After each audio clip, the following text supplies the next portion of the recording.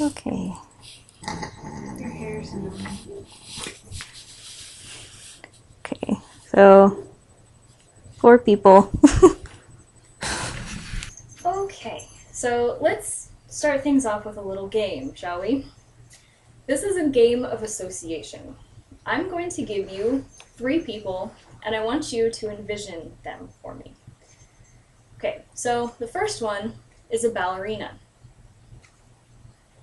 Okay, so most of you probably thought of an elegant, graceful woman in a tutu and ballet slippers, right?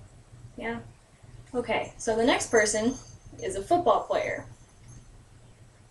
So, no stretch of the imagination to assume that most of you probably thought of a tall, muscular, fast man.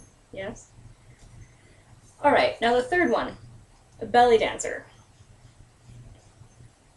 Now, most of you might have thought of someone akin to a stripper or a woman dancing on tables or bars.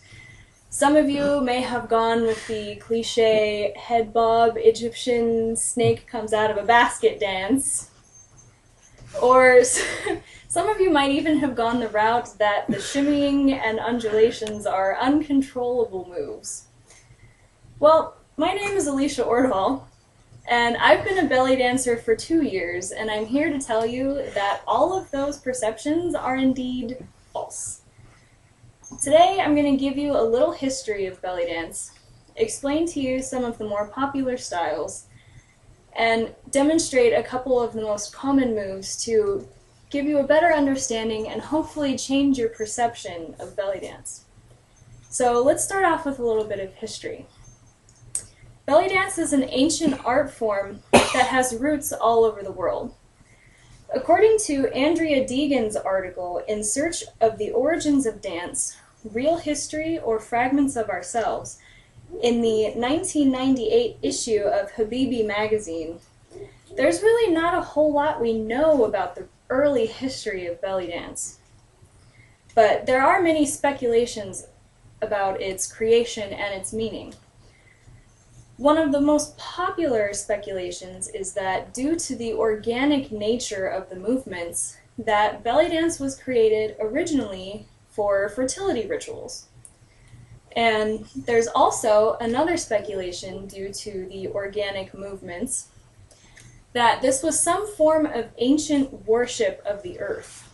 Also, according to Andrea Deegan's research, ancient belly dance has been discovered to have origins in many countries such as the Middle East, South Africa, India, and Southern Europe. But most of the early history we have of belly dance comes from the Middle East. Professor of Art and Dance at UC Davis, Barbara Sellers Young, informs us in her article, Rocks El Sharkey, Transculturation of a Folk Form, in the 1992 issue of Journal of Popular Culture, informs us that in the Middle East, belly dance was a form of entertainment for women by women in the household. And she also informs us that it also was a ritual performed at weddings, either a set of dances by the bride for the groom, or a group of professional dancers performing for the bride and groom. Now, belly dance eventually migrated from the Middle East to the United States. And in Sellers' Young article, she also documents that the first case of belly dance appearing in the United States was at the Philadelphia Centennial exhibit in 1876. Now, it did not become popular or taught in studios until at least the 1970s, but in that time, it was still only performed as entertainment at local restaurants. But from there on, it has developed and gained in popularity and now can be seen in festivals around the world. Now that we have a little history, let's tackle the first misconception that all belly dance is Egyptian in style. While there is an Egyptian style of belly dance, there is also styles such as American tribal style and American restaurant style. While Egyptian style is not one of the more practiced disciplines of belly dance, it is still quite popular in the United States today.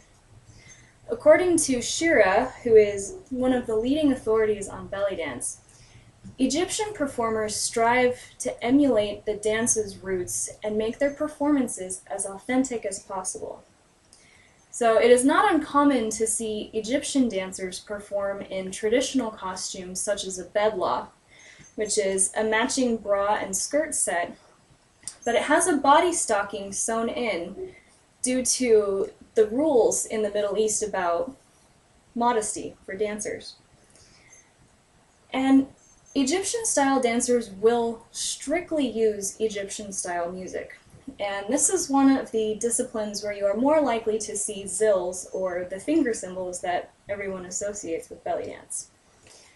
And choreography in Egyptian style places only slight emphasis on the hands and more emphasis on the hips, using wide hip circles and less emphasis on the torso.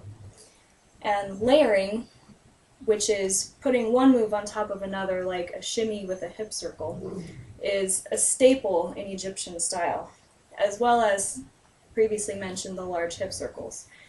The one thing that sets Egyptian style apart is you will never see any Egyptian dancers doing floor work, which is where the dancers get on the floor and do undulations or movements. Another popular style is American restaurant style.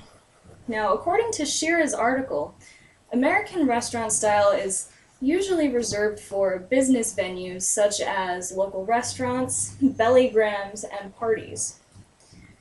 These dancers usually have a flair for the dramatic. Their costumes are very sparkly and flashy and showy, and usually consist of a bra and skirt set. These dancers are more likely to encourage audience participation, and they are more likely to use props such as veils, canes, and swords to keep the audience's limited attention. And while this style may incorporate moves from other styles, more than likely the music will be Middle Eastern, because that's what everyone typically hears or expects to hear when seeing a belly dance performance. And the choreography matches the costumes. The moves are always big and flashy, and more emphasis is placed on the torso manipulations. And finally, we come to the most popular style of belly dance on the West Coast, American tribal style. In Shira's article, she explains that American tribal style dancers tend to move away from the glitz and the glamour of the American restaurant style and Egyptian style. And these dancers favor more of an ethnic music and costuming. Now, tribal belly dancers incorporate moves from all different styles, and they place them over a basic framework to complete their dance. When it comes to choreography, usually tribal dancers will, like I said, pull moves from Egyptian style or American restaurant style and Turkish style.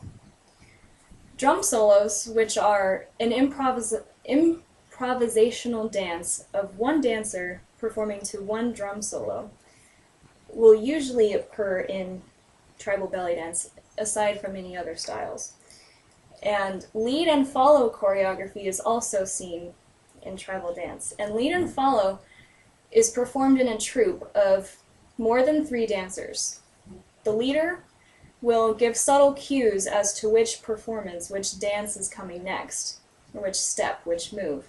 And then all the other dancers in the troupe will, of course, follow. And even though it is a constantly changing and evolving style, the muscle isolations and undulations will always be present in American tribal style, as they are one of the staples. Which brings me to the final misconception, that all of the shimmying and undulations are completely wild and uncontrolled. Though a skilled dancer may make it look easy, many of the postures and movements in belly dance require intense muscle control and isolations and core strength. Many of the moves you learn as a base for your dance in belly dance require extreme muscle control.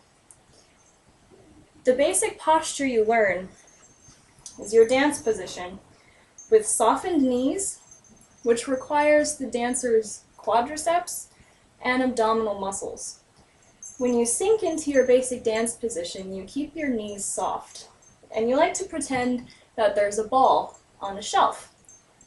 And the shelf is your pelvic region, and you don't want that ball to roll off the shelf, so you tilt your hips in to keep the ball from rolling off. And this requires the use of the belly dancer's abdominal muscles.